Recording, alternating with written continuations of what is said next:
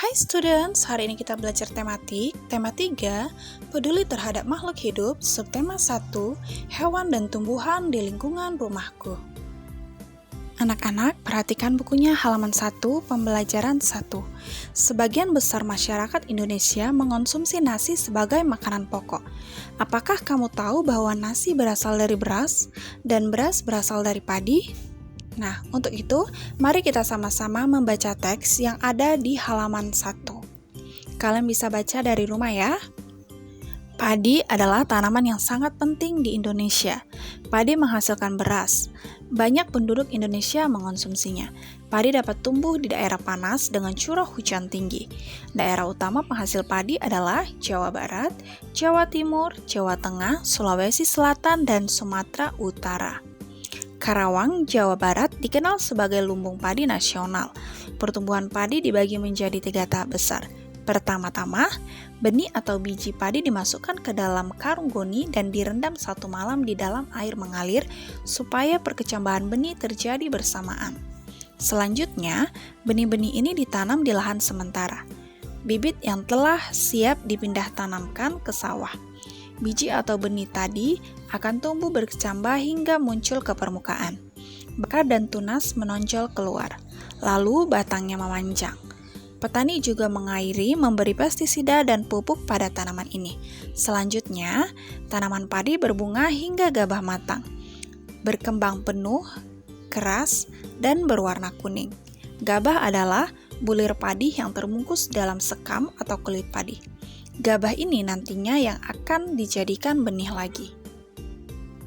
Tahap pertumbuhan padi berlangsung antara 110 hari hingga 130 hari. Setelah panen, gabah ditumbuk dengan lesung atau digiling sehingga sekam atau kulit padi terlepas dari isinya.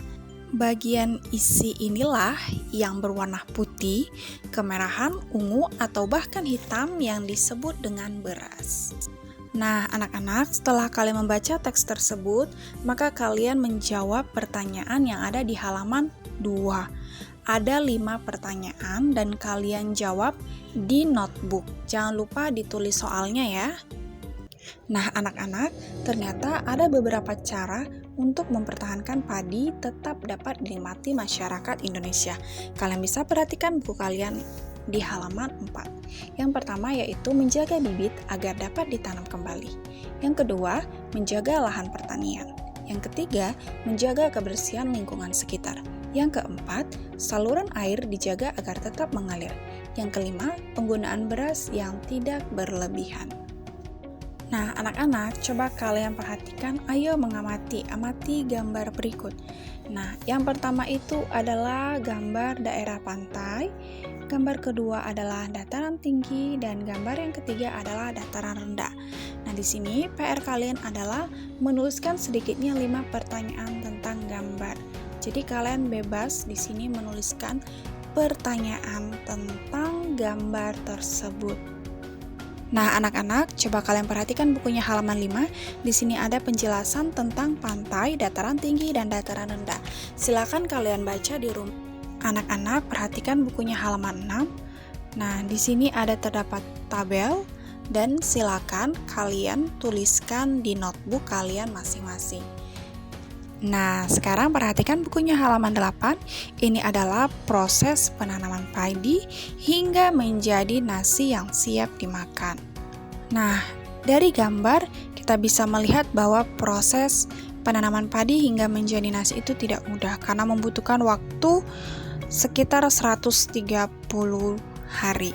Nah, untuk itu, marilah kita sama-sama memanfaatkan nasi dan jangan membuang-buang makanan.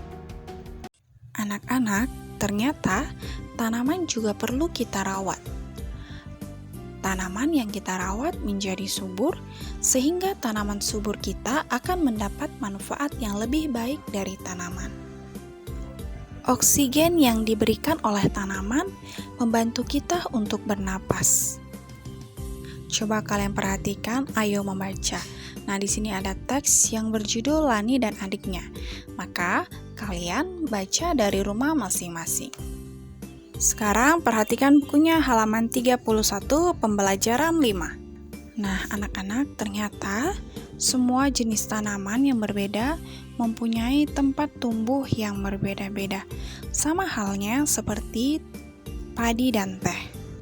Seperti yang kita ketahui, padi tumbuh di dataran rendah yang bersuhu 23 derajat, sedangkan tanaman teh tumbuh di dataran tinggi yang bersuhu sekitar 13 derajat Celcius sampai dengan 15 derajat Celcius.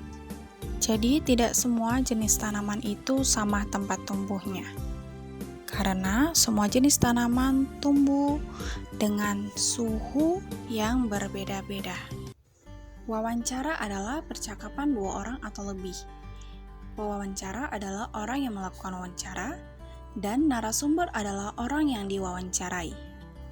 Nah, agar hasil wawancara maksimal, maka pewawancara diperlukan untuk memperhatikan hal-hal penting, baik sebelum melakukan wawancara, ketika melakukan wawancara, maupun setelah melakukan wawancara.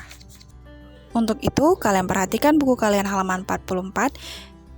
Di sini kalian silakan membaca sebelum melakukan wawancara, ketika sedang melakukan wawancara, dan setelah melakukan wawancara. Anak-anak, demikianlah video pembelajaran tematik, tema 3, subtema 1.